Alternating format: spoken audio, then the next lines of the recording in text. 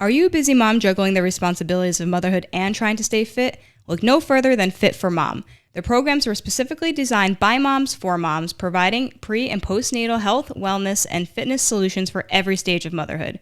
From strength training to cardio workouts, they've got you covered, and your first class is free. Visit fit4mom.com and select the Westfield location to get in touch with Christina today.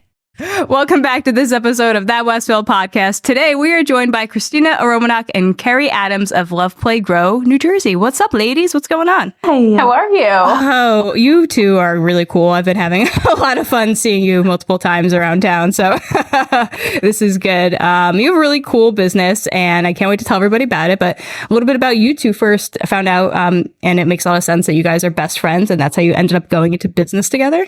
Is this true? It is. It is true. How'd you guys meet? We worked together at a previous practice and became best friends and decided to open up Love, Play, Grow together. That's so cute. They're a lot of fun. They're having way too much fun on this set together, making lots of jokes. So I'm enjoying this. So you guys are located here in Westfield, where you're on Westfield Ave, your office? Yes. Cool. Yep. And you also have another office up in Pequannock, right? Pequannock, yep. It's near the Woolbrook Mall in Wayne, if anybody needs a landmark there, right? Yeah. Did you guys have that practice first? We did. We did, yeah. And now Westfield. Yeah. Which one do you like better? Of course, Westfield. Obviously. Westfield is the place to be. Yeah. So they say. So no, it's cool. It was funny. You were telling me a story how you've been coming to Westfield your whole life, but I've never really been to the downtown very much. No, I have family in Westfield, and I was telling Kerri, I think the first time I ever went to the downtown was when we opened the office. Never really. It's a lot of good stuff here. Check it out. I recommend getting some cookies from Kirschenbaum. They're awesome, and Alice Spice Bazaar. I'm probably going to have them for lunch today. So you dig that. But anyway, so tell us about Love, Play, Grow. What is your mission? You guys obviously are a family therapist, but you do so much more than that. So tell everybody a little bit more. Yeah, so we are a group of child and family therapists. Kerri and I are both registered play therapists. We work with kids and families of all ages for a number of different things. And our primary goal is to help parents and children love themselves and each other and learn how to grow into their best selves. Very cool. And you guys are very much, even though you're family, you do focus a lot on helping the parents, because parents tend to get a bad rap these days, right?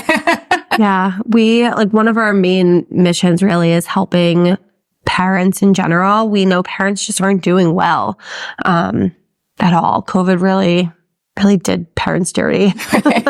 Right. The transition of now being at home, working, and kind of getting out of everyone's routine was probably really difficult. Yeah. I mean, I think Christina and I would definitely agree that after COVID, there was this belief that parents could do it all, and we really can't do it all, and no one can do it all, and we can't definitely do it all perfectly because nothing is perfect. So I think that because of that, parents just really have a lot of pressure on themselves lately to manage it all. I also think that there's a lot more information than ever before. Parents are the most educated than ever on attachment theory and all these different gentle parenting practices. And you could go on Instagram and find 5 bajillion accounts on what to say to your kid when they do whatever. And I find, at least with me, I know Kerri feels the same way, is that all it does is just stress parents out even more. And it stresses kids out too. And right. It's weird. It's almost like you're undoing your natural parenting abilities by trying to force something that might not be natural. Right. But there's all this whole thing going on right now, and everyone's healing their wounds, especially us as a millennial generation and all this stuff. So we feel we're probably always doing something wrong as parents, and how do we do it differently or do it better? And that is a lot of pressure. That's exhausting. It's even when you don't have kids, it's exhausting. Yeah.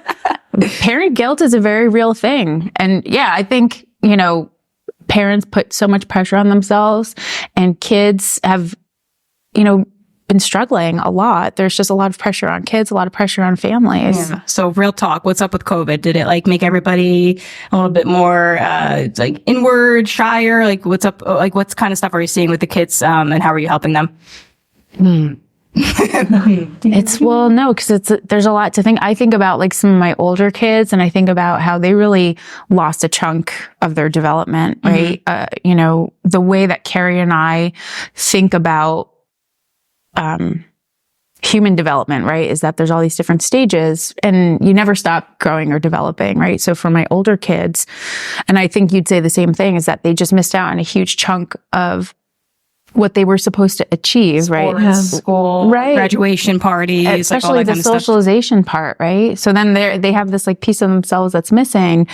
And then the younger kids that I see, it feels like, you know, I similarly, but for different reasons, they're trying to catch up.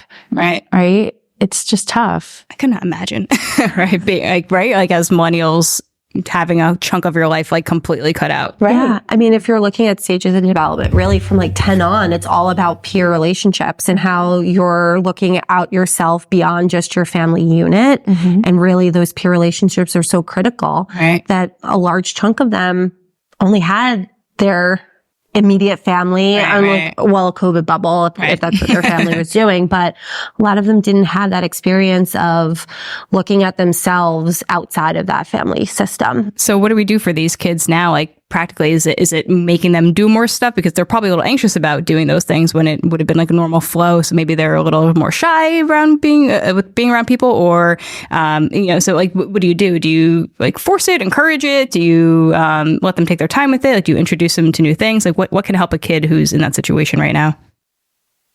Or is it more personalized? You kind of have to like sit down with the kid and see what's really going on there.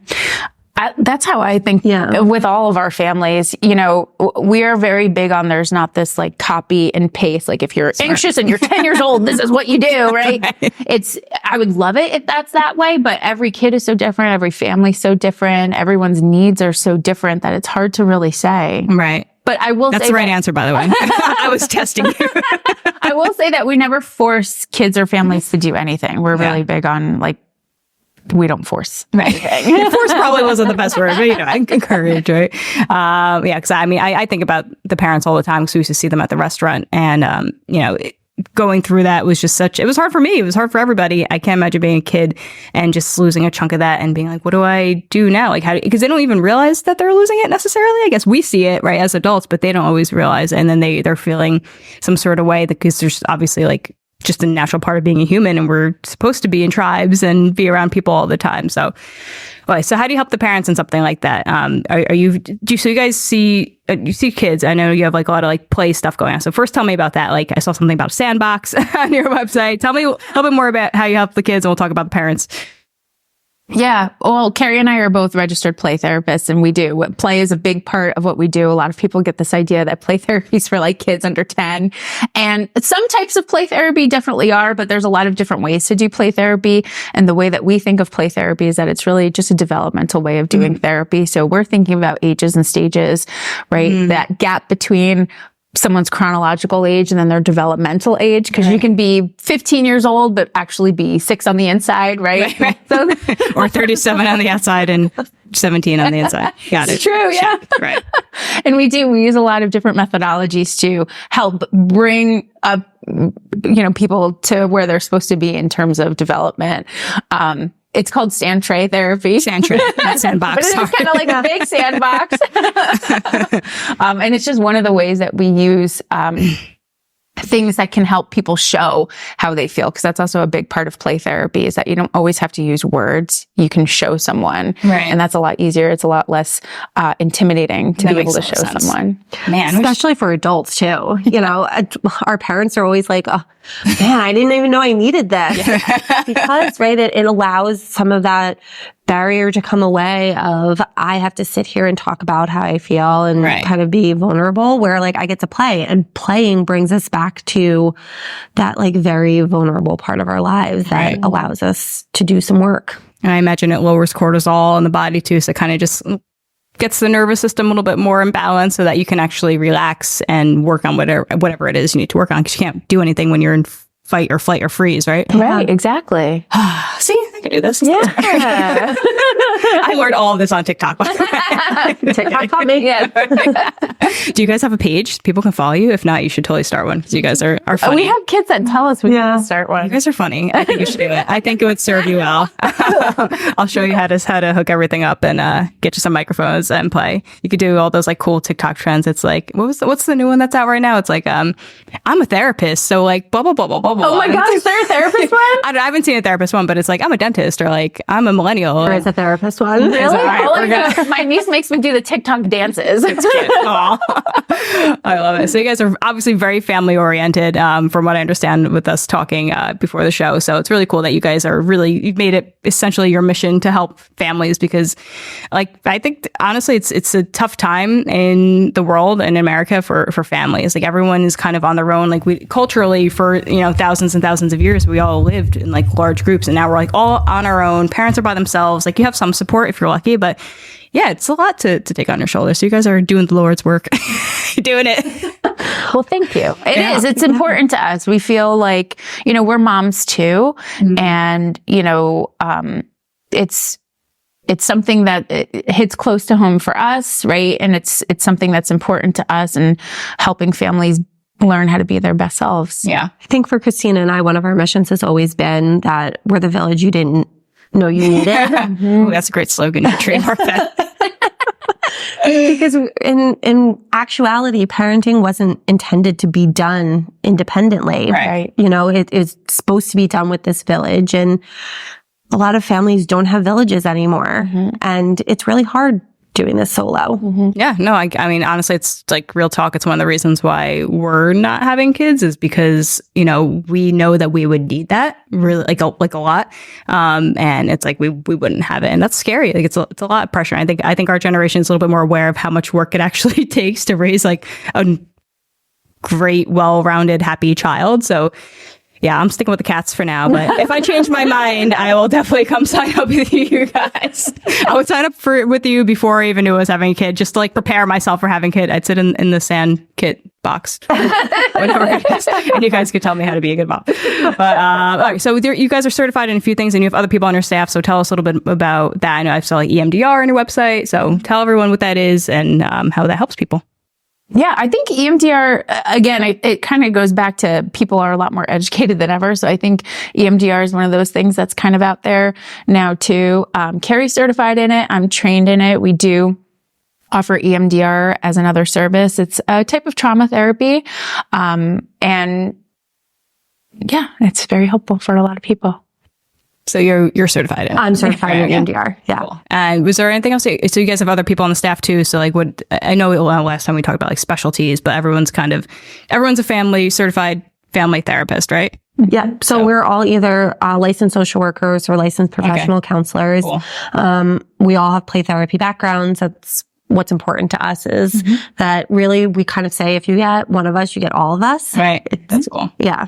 Very supportive environment where you guys can take a vacation once in a while and someone else has your back. It's probably nice as a business owner. I think, we should have a business owner meeting there, and you can help all of us. So yeah, going into 2024, like what are some things you guys are looking for? Are you expanding the business? Are you working on new certifications? Like anything new coming up? We're actually launching a whole new website, which is very exciting. We have a parent community that we're launching. We're launching our own podcast. No way! That's so exciting. Tell me more. I know. We're looking forward to it. Did you decide that between the last time I saw you and now? Because you didn't tell me that last time. Because I hope I inspired you. Definitely. That's exciting. All right. So tell us about the website. Obviously, there's all sorts of information on there, but is there anything special about the new website? Can people book automatically or do anything special on there? Yeah. So it really kind of, as a whole, gives like our mission and what we're all about. Our parent community is linked to that. Oh, Christina nice. and I really wanted to be able to get out kind of our beliefs and philosophies and help parents that's just not one-on-one, like sitting in our office, really reach the masses as best as we possibly could. And our podcast and community is launching in the new year. That's so cool. So with the community, what can people expect? Is it just, are you guys like putting out blogs or videos or letting people like doing webinars or people can... It's really kind of this interactive place where, we kind of wanted to get the sense of what you would get in the office with us, but in a community space. Yeah. Mm-hmm. That's so helpful. Can I join if you're not a parent? Absolutely. I'll write the blogs for you and tell everyone to join. Actually, I just saw someone I should hook you up with. We had Christina from Fit for Mom on too, and she's really cool. And she does a similar community for new moms, and they do like stroller rides and same thing. She's like building the community of people so that you can have your tribe that you don't necessarily have built it. So again, doing the work, ladies, doing the work. Okay, so you got the community.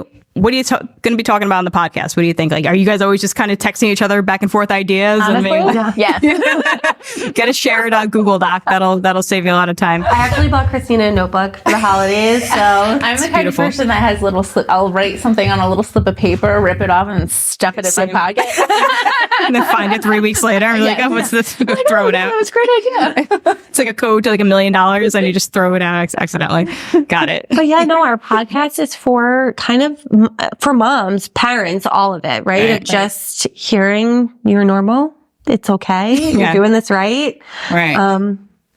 But yeah, let's talk about that a little bit. Cause I think there is like, especially for our generation, this like parental shame thing. We're going to go back to this, and feeling like you're doing everything wrong and trying to heal these generational wounds. And it's like, yeah, everyone just needs to take a deep breath and relax. Everyone knows that they're doing the best that they can, right? Or do they know? Or do you have to remind them that they're doing the best that they can? I'm constantly reminding my parents. I think our profession has talk about doing parents dirty. You know, I think the pendulum has swung between nature and nurture for a long time, and we are firmly on the nurture end of things. Mm-hmm. And it's trickled down into this idea that like it's about the specific words that you use. It's about doing things the right way. It's about constantly building skills in your child. Not to say that none of those things are important, but it's about a balance. Right. And what it's led to is that it's almost like this robotic style of parenting that's very difficult to maintain. And parents put an immense amount of pressure on themselves and their children. Right. And I always say, and I didn't make this up, I definitely got this from someone, but like if your child is, I don't know, 3 and having a meltdown, like it's okay to be 3. Right. Like when you're 3, it's fine to be 3. Right. Yeah. Right. And at the end of the day, it's like all we can do is lead by example, right? And anything. So it's like, because we learn how to regulate our emotions by how our parents regulate our emotions. So it's like you can say and doing all the right things to your kid, but if you're energetically like feeling really anxious or angry, like the kids still feel that too, right? So it's like the best thing you could do is like just figure out how to be the best version of yourself. This is not therapy, by the way, guys. Don't listen to me. I don't really know what I'm talking about, but this is what I think is happening in the world. But yeah, right. If you could be the best version of yourself and you can be happy and good, that is what's going to like ruminate in a room, in a household, and help the kids learn how to regulate. Is that correct? Or is that wrong? If it's wrong, you could tell me. No. Yeah. I mean, I often say it's more about the vibe that you're putting off than the actual words that you're using. I mean, I think I say this all the time is like, just being is okay. Mm-hmm. Because it's just being. Mm-hmm. We don't do that very well as humans anymore, especially in this area. Right. It's so stressed. Yeah. I think parents also put a lot of pressure on themselves to like solve the problems, right? So if they're, growing up is hard and kids are going to have issues. Everyone has something, right? So when something comes up, parents have to fix it. Right. For their kids or feel the pressure to fix it. Right. And then that can lead to a lot of anxiety too in the family. I feel like humans do that in every part of their life, whether it's work or like family issues, like anything. We're all just trying to fix things to have some sort of control over it, and it doesn't actually work for us. And yeah, when you just let things be and like let go of a ton of expectations, which is hard sometimes if you're worried about your child or somebody you care about. But for the most part, like it just helps to probably ease the tension and feel better. Yeah, I know, we're also stressed out. So hopefully this is helping some people. And you guys can go see Christina and Kerri, and they will help guide you through it. Because you guys are just such awesome people too. Like I think I'm sure people are hesitant about going into family therapy. I told you about my crazy family therapy experience when I was younger, and it made me not want to go for a really, really long time. And because I didn't know I just thought that's what it was because I had one experience one time. And I think that's obviously not true. So your energy and what you guys bring to the table, I think is like so like loving and kind and genuine that I'm happy to like be like, yes, go see these two. Like they are definitely people that you would feel comfortable like bringing your kids and like or your spouse around and not feel like no judgment. You guys have like a no judgment vibe, which I really appreciate. Never judge. No. I love it. Is there anything else you want to share with us? I mean, I feel like you guys have so much expertise. I want to dig into all sorts of really deep questions, but maybe I don't know. Tell us. Oh, you guys, where'd you go to school? I went to Eromenok College undergrad and Jersey City University for grad school, and was a part of their play therapy program. Nice. Dr. Ogawa created it from Gary Landreth's model. Yes. Straight from Texas. Yeah. And I went to the university. You told me. Yeah, there's this like a weird hub of play therapy in Texas. I went to the University of Delaware for undergrad and then Fordham for grad school and then to Jersey City for their play therapy program, recommended by Kerri.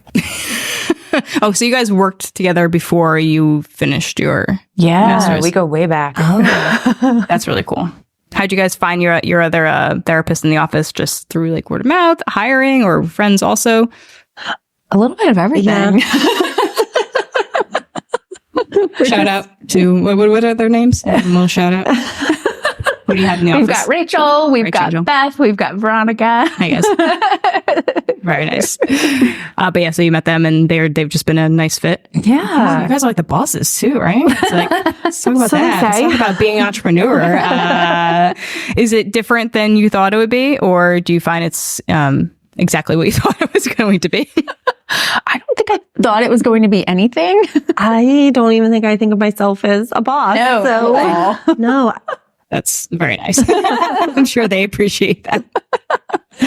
Yeah, but running your own business, running your own practice and growing it and keeping it going over time, it's definitely, it's a whole other baby, right? Like you got to do a lot of stuff. You got to come do podcasts and make websites, do all the things. So I give you a lot of credit. It's not easy. Obviously a lot of people just go work for people and, you know, I'm sure everyone has dreams of doing it, but to actually be like, hey guys, we're going to do this, taking the leap.